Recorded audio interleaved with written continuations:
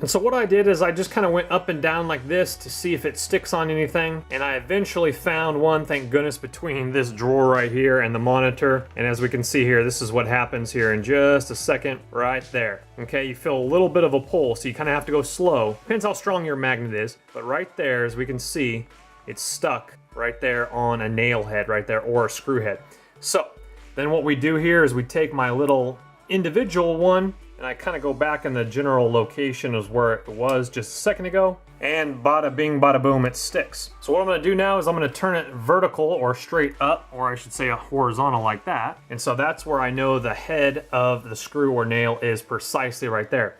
So my stud is running, it's a 2x4, my stud is running right there. Now if the drywall, if they actually put it in the middle, two drywall sheets together on the stud, then obviously the nail is going to be over a little bit here. But your first drill hole should be a little bit smaller just in case, and you want to go pretty much right there. As we can see, my little magnet over there is 16 inches over is my next stud. 16 inches over is my next stud there as well. So as long as you find one, then you take a measuring tape and go over 16 inches, or use your magnets and then find your other one. Again, real simple. So here again is my other one, 16 inches. 16 inches is another one right there. So I got one stud, I got one stud, and I got one stud right there. That's an absolutely fantastic way of finding studs. And so you're not drilling holes in your walls trying to find the studs, or going out and purchasing an expensive stud finder. So hopefully the video has helped you guys. Thumbs it up if it has, so it could be passed around to others to help them out as well. And again, look in the description box of this video. I'll try to link magnets like this or similar ones to this as well. And subscribe, I got a lot more awesome videos on the channel and tips and tricks. So thank you guys so much for watching. Take care, have a good night, bye-bye.